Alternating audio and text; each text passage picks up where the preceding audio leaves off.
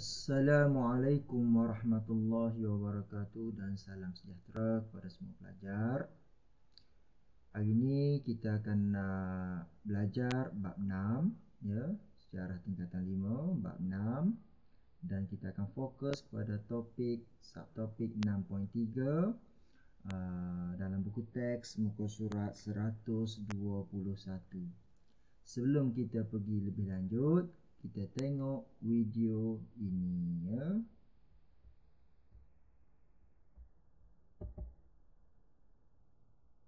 Mana lu kau? Pergi, aku tak apa-apa. Pergi.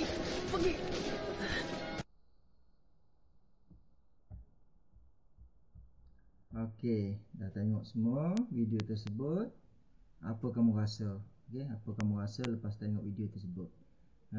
Video tersebut serangan tersebut telah berlaku di Bukit Kepong ya. Bukit Kepong, Balai Polis Bukit Kepong. Jadi apabila kita tengok video tersebut, kita rasa apa? Kan? Jadi keganasan pihak komunis ni amat-amatlah dahsyat ya. Sebab itulah hari ini kita nak belajar menangani ancaman komunis ya, 6.3 muka surat buku teks 121. Okey, dalam subtopik ini ada dua yang diketengahkan, iaitu ancaman keselamatan di Sarawak dan juga ancaman keselamatan di Semenanjung Malaysia. Okey, dalam subtopik ada dua dan dia ceritakan bentuk ancaman dan juga usaha untuk menangani ancaman tersebut di Sarawak dan juga di Semenanjung Malaysia. Baik, kegiatan komunis ni menjadi ancaman kepada keselamatan negara ya, sejak sebelum merdeka lagi. Okey, termasuklah dia telah membuat serangan bersenjata kepada anggota pasukan keselamatan negara kita, polis ya, menyerap masuk ideologi komunis dan melakukan kegiatan sabotaj terhadap kemudahan awam ya. Jadi sengsara hidup dalam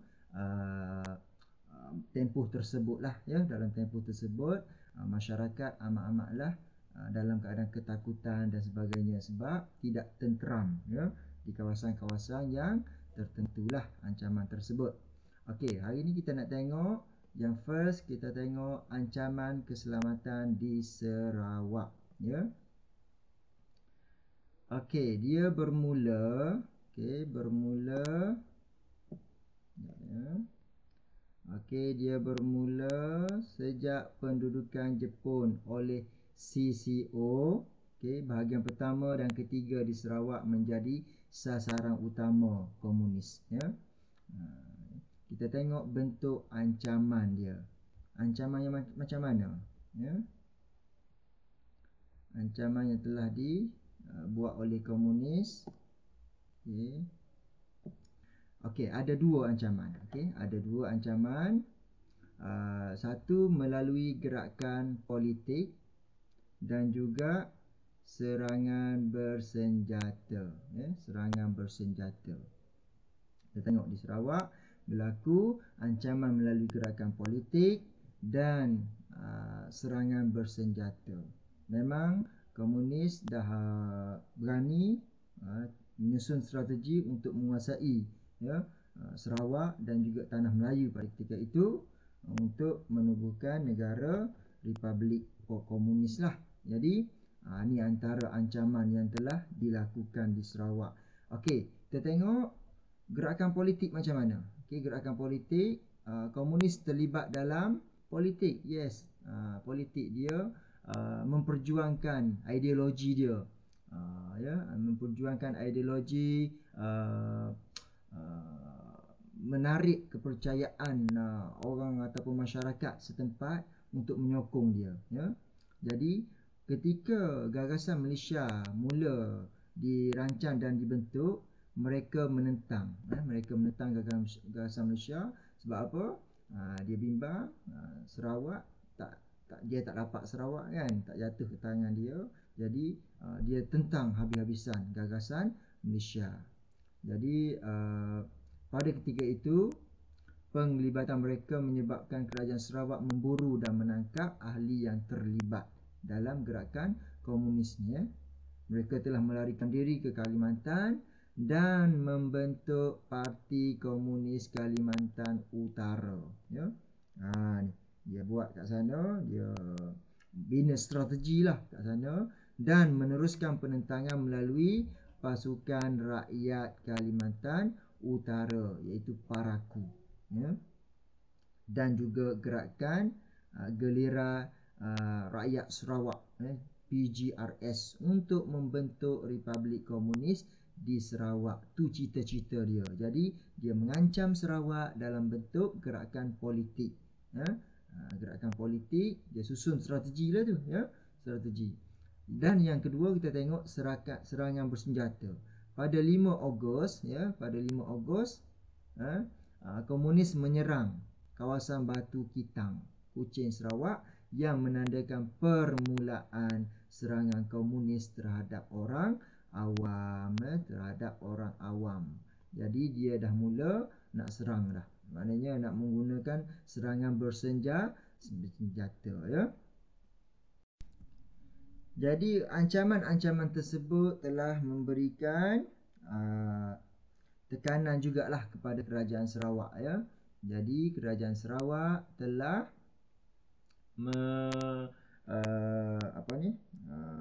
mengambil langkah untuk mengatasi, ya. Jadi apa langkah yang diambil untuk mengatasi tersebut? Kerajaan telah membuat perang saraf, ya. Perang saraf apa? Perang saraf ni dia lebih kepada, okey, kita tengok sikit, dia lebih kepada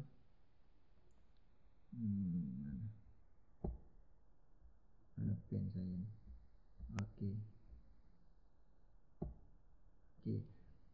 Perang saraf ni dia untuk apa dia buat? Untuk memenangi hati rakyat, ya. Hati rakyat. Ya. Untuk memenangi hati rakyat, ya. Pihak berkuasa mengambil langkah yang berikut, ya. Mengadakan perhimpunan awam dengan memberikan kesedaran kepada masyarakat tentang bahaya ancaman komunis ni. Bahaya ancaman komunis ini, ya. Selain daripada itu, kerajaan juga dia buat apa? Dia menyebarkan risalah, ya. Menyebarkan risalah. Okey. Untuk apa sebarkan risalah? Risalah disebarkan untuk menyampaikan maklumat, ya. Menyampaikan maklumat tentang bahaya, ya. Bahaya ancaman komunis dan menanam kebencian terhadap komunis, ya, supaya rakyat benci pada komunis, ya, supaya tak menyokong perjuangan komunis, ya. Jadi perang saraf ni dilancarkan oleh kerajaan. Seterusnya, apa kerajaan buat? Mengisytiharkan kawasan putih, yang bebas daripada ancaman komunis, supaya masyarakat tahu di mana kawasan putih, di mana kawasan hitam, ya. Supaya apa? Supaya rakyat lebih waspada. Okey, seterusnya tawaran program pengampunan, tawanan program pengampunan, ya, kepada komunis. Jadi tawaran program pengampunan kepada anggota komunis ni ada disambut oleh komunis dan mereka diampunkan. Okey, tawaran tersebut. Okey, seterusnya pembangunan infrastruktur dengan menyediakan kemudahan kepada penduduk dengan lebih baik. Supaya apa? Supaya penduduk rasa lebih terjamin di bawah kerajaan, bukannya propaganda yang dilakukan oleh pihak komunis. Jadi perang saraf ni memberi kesan yang baik kepada langkah yang diambil oleh kerajaan ni, memberi kesan yang baik, kesan yang positif lah untuk membanteras ancaman komunis yang telah berlaku di Sarawak tu, ya. Okey. Baik, seterusnya kita tengok muka surat seterusnya, muka surat 122, iaitu operasi ketenteraan, iaitu langkah mengatasi juga, ya, yang telah dijalankan oleh pihak kerajaan untuk mengatasi ancaman komunis. Dia ada 3 di sini, ya, 3 operasi ketenteraan yang telah dijalankan, okey, oleh kerajaan, ya. iaitu operasi hammer. Operasi hammer di bahagian yang pertama, operasi oleh Rescom di bahagian yang ketiga. Seterusnya operasi Seri Aman dilancarkan di bahagian yang kedua. Semua operasi ini berjaya melemahkan gerakan komunis di Sarawak. Operasi ketenteraan maknanya pergi serang balas lah, serang balas ataupun cari tempat persembunyian komunis dalam hutan belantara di Sarawak untuk mengatasi supaya ataupun melemahkan komunis tersebut. Jadi operasi ketenteraan ni dianggap sebagai berjaya lah Okey. Baik, kita tengok operasi hammer yang dijalankan oleh kerajaan Operasi hammer di Sarawak telah membangkitkan semangat penentangan daripada penduduk tempatan. Maksudnya di sini ialah penduduk tempatan rasa nak menentang juga komunis. Nak menentang komunis kerana komunis membunuh orang awam. Dia telah pun membunuh orang awam, jadi penduduk setempat semakin membenci komunis Kerajaan menggunakan kaedah yang sama diguna pakai. Kaedah yang sama guna pakai dalam rancangan BRICS. Rancangan BRICS ni macam mana? Kerajaan telah memindahkan penduduk daripada kawasan-kawasan hitam di mana komunis berleluasa di perkampungan yang baru di perkampungan yang baru dibina untuk menyelamatkan penduduk tersebut. Satu lagi untuk melemahkan komunis itu sendiri. Sebab apa? Penduduk setempat dah tak ada, jadi tidak ada penduduk ataupun masyarakat yang ingin memberi bantuan kepada dia. Jadi operasi ini dianggap sebagai berjaya dan bagus untuk menangani ancaman komunis Okey, kalau kamu tengok kat sini, bermula bulan Julai 1965, rancangan ini dilaksanakan dengan mendirikan pertempatan baru untuk seramai lebih kurang 7,500 orang dalam tempoh 3 hari. Jadi pantaslah kerja dia orang ni Seramai 1,200 keluarga kebanyakan berketurunan Hakka diarahkan berpindah ke 3 kawasan pertempatan baru. 3 kawasan pertempatan baru sepanjang Jalan Kuching Serian. Okey, dikawal sepanjang masa. Okey, dia dikawal sepanjang masa supaya tidak ada gangguan ataupun ancaman ataupun serangan daripada pihak komunis dan dikenakan perintah berkurung selama 24 jam sehari. Bermaksudnya sepanjang masa dikawal supaya dapat melindungi penduduk daripada ancaman komunis. Okey. Baik, seterusnya kita tengok operasi hammer. Ini telah menyebabkan gerakan komunis di Sarawak mulai goyah. Dah goyah dah. Sebab apa? Tidak ada masyarakat yang bagi bantuan. Jadi dia punya nak bantuan ubat-ubatan ke makanan dan sebagainya tidak ada, sebab operasi ini dianggap sebagai operasi yang mantap jugalah Langkah pembanterasan yang berterusan menyebabkan komunis ditangkap. Operasi hammer tamat pada tahun 1970. Operasi Jala Raja pula dilancarkan di Nonok Asajaya di bahagian pertama pada tahun 1970. Maknanya ditamatkan awal sebab dikira sebagai berjaya. So operasi hammer ni lebih kurang dalam 5 tahun sajalah, 1965 sampai 1970. Okay, next. Okay, kita tengok pada tahun 73 Bong Ki Chok Bong Ki Chok, pemimpin komunis, menulis surat kepada Datuk Patinggi Abdul Rahman Yaakob, iaitu Ketua Menteri Sarawak pada ketika itu, bagi menyatakan hasrat untuk berunding. Dia dah stres dah apabila pihak kerajaan telah melaksanakan operasi, macam-macam operasi iaitu operasi hammer. Antaranya selepas beberapa hari, seramai lebih kurang 500 orang anggota komunis keluar daripada hutan dan menyerah diri. Jadi serah diri dah. Sebab apa? Sebab mereka tak boleh hidup lama dah tanpa bantuan makanan, ubat-ubatan dan sebagainya Jadi Kalau kita tengok dalam dia punya kronologi ya, dalam kronologi muka surat 123 langkah membantras komunis, okey, bermula bila tu? Tu 1965 ya. Oh silap, sorry ya. Okey, 1965. Kamu tengok, okey, 1965 operasi Hammer dilancarkan, dan 1970 operasi Hammer ditamatkan, dan ada lagi operasi-operasi yang lain dijalankan oleh pihak kerajaan untuk membantras komunis sampailah 1990 perjanjian damai ya, perjanjian damai menamatkan ancaman komunis telah diadakan dengan kerajaan Sarawak. Jadi 1990 clear di Sarawak, tidak ada lagi ancaman komunis. Okey.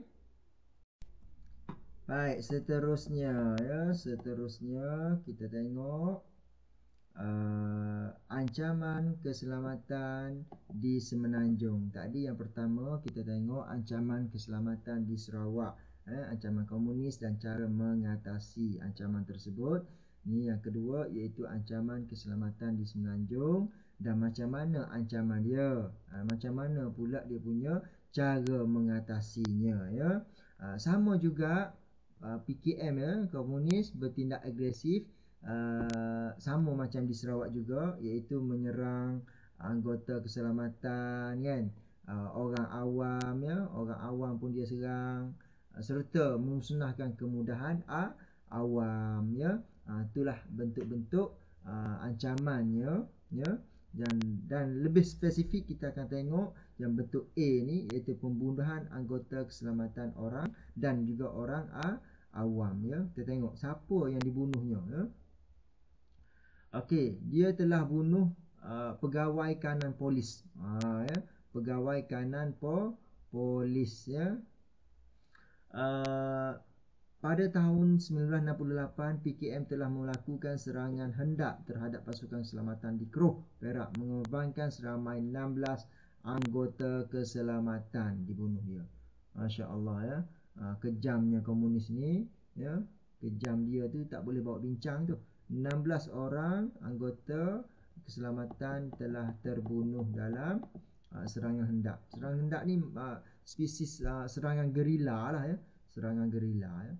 Jadi 74, pada tahun 74 menembak mati ketua polis negara. Tu dia. Ketua polis negara ya di Kuala Lumpur. Menembak mati ketua polis negara Tan Sri Abdul Rahman Hashim ya. Pada tahun 75 menembak mati ketua polis negeri ya, ketua polis negeri ditembak ya.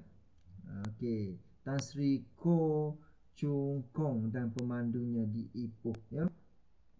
Selain itu, orang awam juga menjadi mangsa ataupun sasaran komunis ni. Seorang wanita diseksa hingga mati, okey, diseksa hingga mati sehingga sehingga matilah disintuk Kedah ya. Periuk api dipasang di sepanjang jalan Calong Kedah, dan jalan raya dan jabatan diletupkan. Tu keganasan dia untuk orang awam pula. Orang awam diseksa hingga mati di Sintuk Kedah ya. Baik, yang kedua, ancaman yang kedua, pengeboman Tugu Negara ya. Muka surat 125, Tugu Negara dibom. Tengok dia punya monumen yang askar kan, Tugu Negara tu dibom, jatuh askar tu. Jadi telah diletupkan ya di Kuala Lumpur. Tindakan mengebom tempat awam menimbulkan kemarahan ya, menimbulkan kemarahan rakyat. Amat marah. Sebab apa? Dah berani serangan secara terbuka dah ya, dan menuntut kerajaan mengambil tindakan yang tegas, termasuk mengenakan Akta Keselamatan Dalam Negeri. Rakyat suruh kerajaan ambil tindakan yang tegas lah ya, sebab ancaman ni telah climax ya, climax. Apa kerajaan buat? Kita tengok usaha untuk mengatasinya. Okey, terdapat pelbagai langkah bagi melindungi rakyat dan orang awam daripada ancaman komunis, iaitu strategi counter insurgency, ya. Lawan dia punya pemberontakan ataupun kejahatan komunis tadi, ya, ataupun dia panggil COIN, ya, strategi COIN, merupakan usaha keselamatan dan pembangunan untuk memenangi hati rakyat, ya. Usaha untuk memenangi hati rakyat, ya. Usaha tak jadi pula pen saya ni, tak apalah. Usaha untuk memenangi hati dan fikiran rakyat bagi menyokong agenda dan dasar kerajaan, ya. Strategi ini digunakan ya, antara pasukan keselamatan dan ahli politik agensi kerajaan untuk menjalankan strategi COIN ini, ya. Jadi dia berpakat antara pasukan keselamatan, ahli politik dan kerajaan, supaya COIN ini berjaya, ya. Yang kedua, kita tengok perjanjian kerjasama sempadan. Okey. Kerajaan juga telah membuat perjanjian kerjasama sempadan untuk membanteras komunis, ya. Untuk membanteras komunis, membina komunis ni dia cerdik juga, ya. Cerdik juga, tapi kerajaan lagi cerdik, sebab tu dia kalah, kan. Okey. Dia buat jahat dekat dalam negara kita, dia lari ke Thailand, dia bina kemah di luar, sempadan negara. Jadi negara kita tak boleh tak boleh nak buat apa-apa lah sebab sempadan negara lain dah. Jadi kerajaan telah buat perjanjian kerjasama sempadan dengan Thailand melalui perjanjian Perjanjian Sempadan Memerangi Komunis 1976 di Thailand, kan. Okey, jadi geng Thailand pun berkawal dekat sempadan, bina tembok dan sebagainya, dan kita pun berkawal di sempadan kita, sebelah kita. Jadi kalau ada komunis, jadi dapat dibanteras dengan cepat dan baiklah. Jadi cara ini amat berkesan sekali, sehinggalah komunis seakan-akan macam lumpuh lah, ya. Dan perjanjian Hat Nyai, ya, telah ditandatangani pada tahun 89, ya, antara PKM Thailand dan juga Malaysia, ya. PKM Thailand dan juga Malaysia. PKM bersetuju untuk bubarkan unit dia. Nak bubarkan maknanya tak nak meneruskan operasi bersenjata lagi ke atas negara kita, dan memusnahkan segala senjata api, bahan letupan dan jerangkap samar mereka di negara kita, kan. Jadi ini menunjukkan bahawa usaha yang telah diambil oleh kerajaan berjaya, okey, berjaya untuk mengekang masalah komunis ni. Tapi makan tahun jugalah, ya, sebab dia usaha tu sentiasa kena buat dan berterusan oleh pihak kerajaan, ya. Okey, sebagai kesimpulannya, okey, kita boleh tengok kat sini bahawa keselamatan negara adalah tanggungjawab kerajaan, dan kerajaan telah melaksanakan dengan yang terbaiklah, dan kerjasama diberikan oleh rakyat, ya. Rakyat juga memberi kerjasama terhadap usaha yang telah dibuat oleh kerajaan. Jadi menimbulkan kemenangan di pihak kita lah dengan termeterainya perjanjian Hat Nyai tadi.